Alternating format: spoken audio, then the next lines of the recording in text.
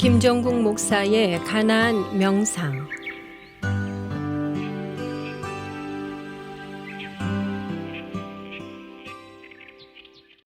김영석 교수님의 수필에 나온 한 글입니다.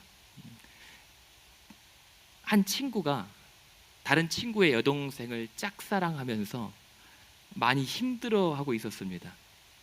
그래서 너무 힘들어하니까 이 교수님과 그 여동생의 오빠랑 같이 힘을 합쳐서 우리가 너를 도와주겠다 라고 이제 격려합니다. 왜냐하면 그 여동생이 사실은 다른 남자에게 관심을 두고 있어서 그 남자가 가슴이 아팠던 거예요.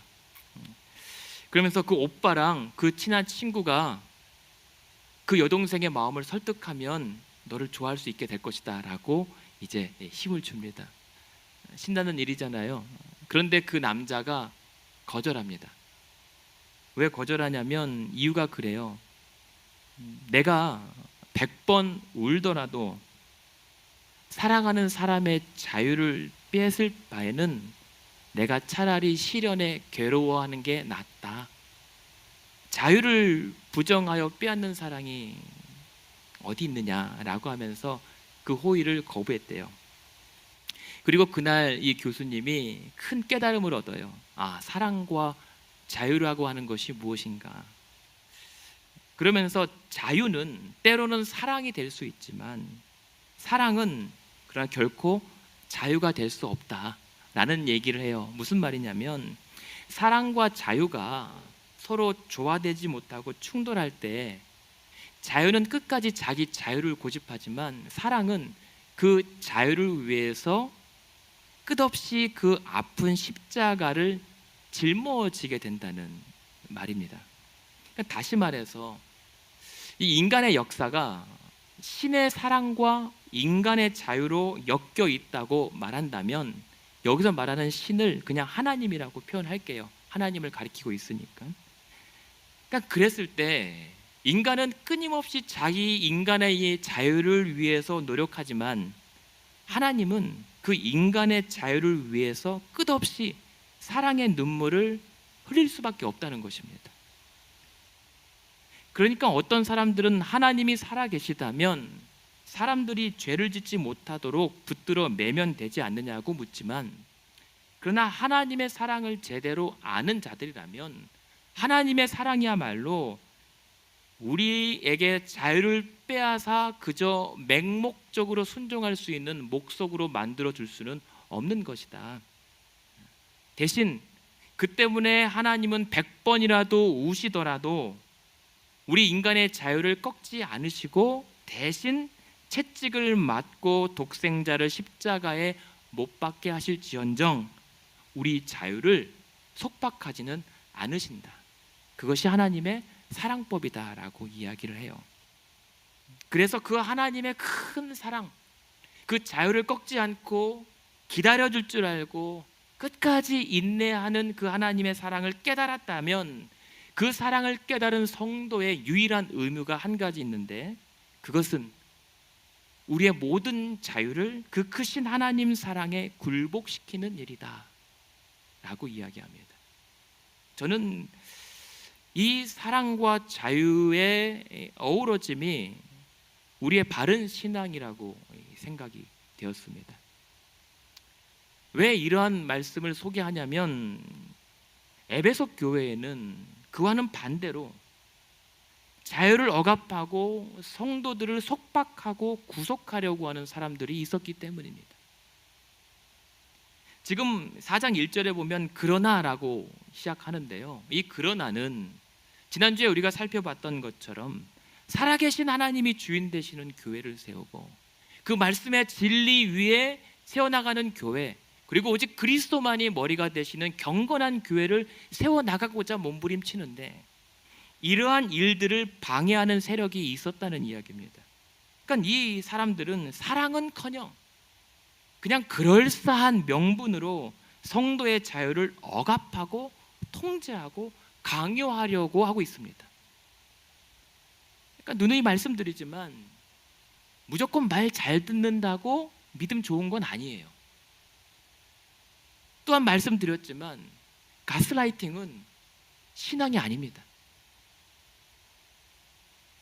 그러도 그럴 것이 이 4장 1절에 보면 그렇게 강요하는 사람들을 뭐라고 얘기하냐면 믿음에서 떠난 사람들이라고 표현합니다. 그러니까 이 사람들은 얼마 전까지 교회를 참 열심히 잘 다니던 사람들이었어요. 그런데 교회를 잘 다니는 것까진 좋은데 믿음에서 떠나버렸단 말입니다. 근데 더 큰 문제는 믿음에서 떠났지만 교회를 떠나진 않아요. 그냥 교회에 머물면서 믿음에서만 떠나 있는 겁니다. 그게 곤란한 거예요. 근데 이 사람들이 믿음을 버리게 된 원인이 뭐라고 얘기합니까? 1절의 후반에 보니까 그들은 미혹하는 영과 귀신의 가르침을 따르고 있었기 때문에, 그러니까 미혹하는 영과 귀신의 악한 가르침에 자신의 마음을 쏟았기 때문입니다. 쏠린 게 아니라 자신들도 내어 바친 거예요. 그 결과 어떻게 됩니까? 2절에 보면 그러한 미혹하는 영의 마음을 빼앗긴 사람들의 양심은 화인 맞은 것처럼, 불화살을 맞은 것처럼 무감각하게 돼버렸습니다.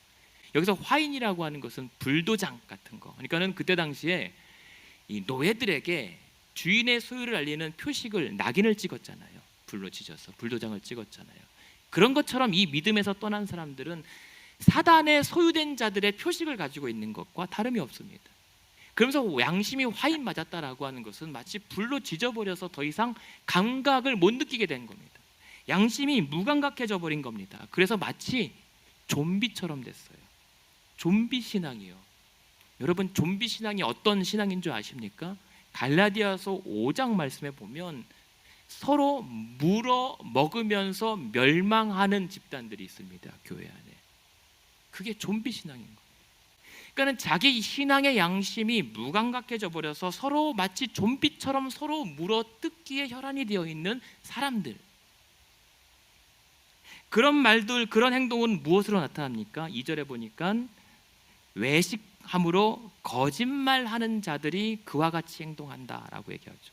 그러니까 그러한 이 양심에 화인 맞은 사람들의 행동은 외식과 거짓입니다. 겉은 그럴싸해 보이는데 속은 죄다 다 거짓이에요. 맞아 보이고 맞는 말 하는 것 같은데 다 속이는 것들입니다. 그런데 더 심각한 문제가 뭔지 아십니까? 이 사람들이 그러한 자신들이 전하는 것들이 거짓인 줄 모르고 참인 줄 알고 열심히 믿고 퍼뜨린다는 거예요. 차라리 거짓이 거짓인 줄 알고 전하면 차라리 뭐 잘못됐다라고 반박이라도 할 텐데, 이들이 믿는 것은 거짓이지만 거짓이 참인 줄 알고 있어요. 여러분, 사이비 이단들이요, 자신들이 사이비라고 열심으로 자신들의 교리를 믿는 바를 퍼뜨리지 않아요. 사이비 이단들이라고 해도 자신들이 믿는 것이 참이라고 믿기 때문에 그렇게 열심으로 다니는 거예요. 그러니까 그게 더 심각한 문제라는 것이죠. 근데 이것이 영적 싸움이라고 우리가 봐야 되는 것이 1절에 보면 뭐라고 시작합니까? 그러나 성령께서 이와 같은 것들을 미리 말씀하셨다라고 하는 겁니다. 그러니까 성령께서 이러한 거짓과 미혹하는 영에 대한 부분들을 경고하셨지만, 그러나 그 성령을 거슬러서 무엇이요? 미혹하는 영과 귀신의 악한 가르침이 그 성령의 진리를 대적한다라고 하는 겁니다. 이게 영적 싸움인 거예요. 그래서 6장 5절 디모데전서 폈으니까 한번 보십시오. 디모데전서 6장 5절에 보면 뭐라고 얘기합니까? 그로 말미암아 이 거짓 때문에 진리를 대적하여 진리를 잃어버리게 한 다음에 성도들의 마음을 부패하게 만들어요. 마음이 부패한 성도들의 경고는 무엇입니까? 이들은 경건을 그저 이익의 방도로만 생각하여 다툼을 일으킨다라고 얘기하는 것입니다. 그러니까는 성도 안에서, 성도 간에 어떤 참과 거짓을 두고 우리가 신앙생활할 때 다툼이 일어난다라고 하는 것부터가 영적 긴장감을 가지고 봐야 되는 상황인 겁니다. 계속 끊임없이 우리 신앙은 성령과 미혹하는 영의 계속된 충돌과 대적이 일어나고 있기 때문입니다. 거기에 휘둘려서 성도들이 거짓에 선동되어서 경건을 그저 이익의 재료로만 사용하면서 서로 내가 옳다, 누가 옳다라고 충돌하며 다투는 순간 영적 싸움에 지고 있는 겁니다. 그러니까는 깨어 있어야 돼요. 그래서 이들이 그렇게 외식과 거짓으로 교회 안에 선동하며 일으키는 분탕질이 무엇입니까? 근데 고작이요 3절이에요. 혼인을 금하고 어떤 음식물은 먹지 못하게 하는 고작 그 짓거리입니다. 그러니까는 사단이 뭔가 대단한 능력을 가지고 교회를 어지럽힐 것 같잖아요. 아니에요. 아주 사소한 것 가지고 장난치면 그 작은 장난에 크게 놀아나게 된다는 겁니다. 그러니까 사단이 할 수 있는 능력이라고 하는 것은 무엇입니까? 무에서 유를 창조하는 것이 아니라 그 유에서 작은 틈을 크게 벌려서 왜곡시키는 게 사단의 장난이거든요. 그래서 에베소서에서도 이 디모데가 목회하고 있는 에베소 교회에 바울이 뭐라고 예전에 얘기합니까? 마귀에게 틈 주지 말라고. 그 틈을 통해서 마귀가 장난친다라고 얘기하잖아요. 그것이 마귀의 전략입니다.